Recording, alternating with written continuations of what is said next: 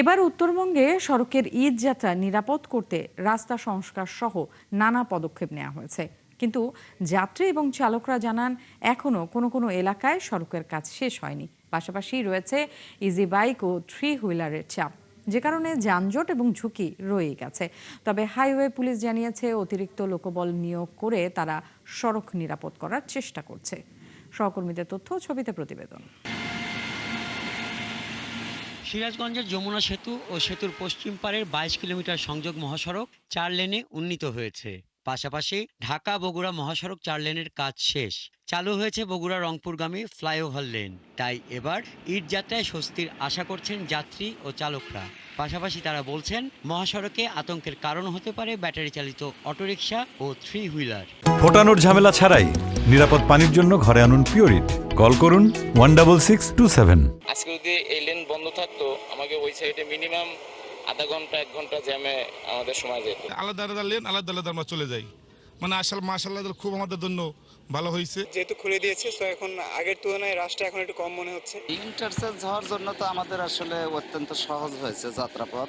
উত্তরের ঈদ যাত্রা নিরাপদ করতে ট্রাফিক বিভাগ ও হাইওয়ে পুলিশের পক্ষ থেকে 600 পুলিশ সদস্য মোতায়েন করা হয়েছে। বগুড়া উত্তরবঙ্গে যে গাড়িগুলো যাবে, 12 জেলার গাড়ি উত্তরবঙ্গের এদিক দিয়ে চলে যাবে, যেটা বলা যায় যে 70% গাড়ি এদিক দিয়ে চলে যাবে। এবার গত ঈদে 585 জন পুলিশ সদস্য নিয়োজিত ছিলেন সড়ক শৃঙ্খলা এবং সড়ক নিরাপত্তার কাজে। এবছর এর চেয়ে কম থাকবে না। এই ঈদে আমরা ঈদুল আজহাতেও আমরা পর্যাপ্ত পরিমাণে ফোর্স, প্রায় 600-র মতো ফোর্স আমরা নিযুক্ত করব। এদিকে টাঙ্গাইলের এলেঙ্গা থেকে যমুনা সেতুর পূর্ব পার পর্যন্ত 13.5 কিলোমিটার সড়ক 4 লেনে উন্নীত করার কাজ চলছে। এর প্রায় 50% কাজ শেষ হয়েছে, যে কারণে সড়কের পরিধি কমে গেছে। এতে সেখানে দেখা দিয়েছে ধীর গতি।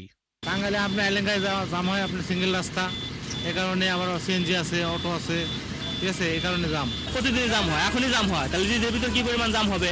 ট্রাফিক পুলিশ বলছে ঈদে ঘরমুখো মানুষের যাত্রা নির্বিঘ্ন করতে টাঙ্গাইল জেলার বিভিন্ন গুরুত্বপূর্ণ পয়েন্টে কয়েক ধাপে 8 শতাধিক পুলিশ সদস্য দায়িত্ব পালন করবেন। আশা করি গত ঈদে যেমন এলাকাতে আপনার যানজটের সৃষ্টি হয় নাই, এই বছর যানজটের সৃষ্টি হবে না। এদিকে মানিকগঞ্জে ঢাকা আরিচা মহাসড়কে 3 চাকার হ্যালো বাইক, ইজি বাইকের কারণে দ্রুতগামী পরিবহন চলাচলে বিড়ম্বনায় পড়ছে।